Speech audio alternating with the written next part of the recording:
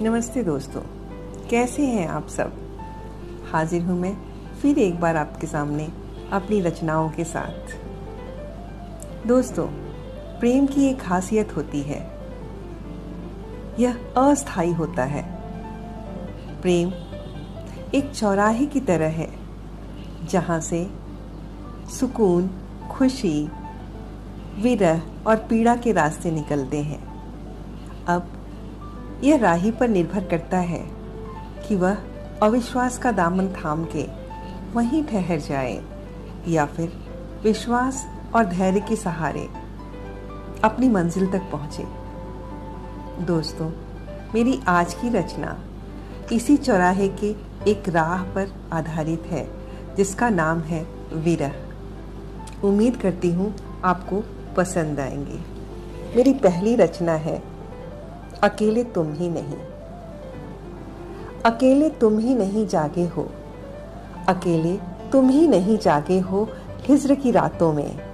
अकेले तुम ही नहीं जागे हो हिज्र की रातों में।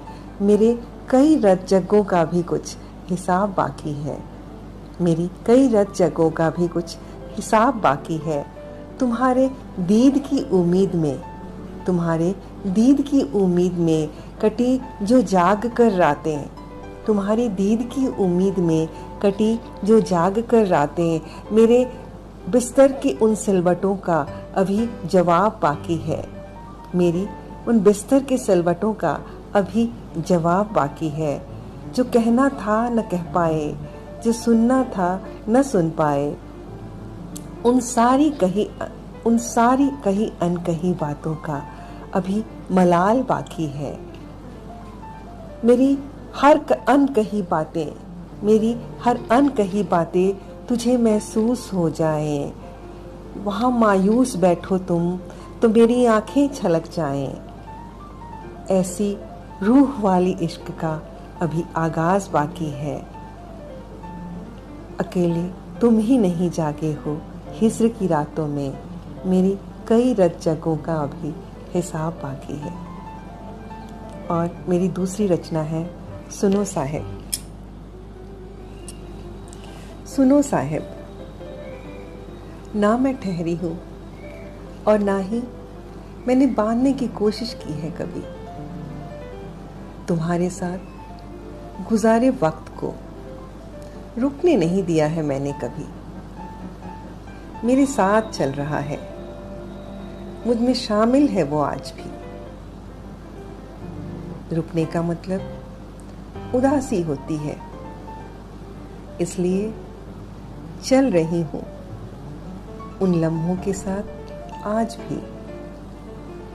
मैं कुछ भी रोकना नहीं चाहती, उदासी को पालना नहीं चाहती। जी लेती हूँ उन लम्हों के साथ जो गवाह थे हमारे दोस्ती की। अब जब भी तुम आओगे मुझे उदास नहीं पाओगे। कोई तन्हाई नहीं होगी साथ, सिर्फ एहसास होंगे तुम्हारे मेरे आसपास। मैं रुकी नहीं हूँ, चल रही हूँ कि तुम आओगे एक दिन इस इंतज़ार और यकीन के साथ। आओगे ना साहिबा।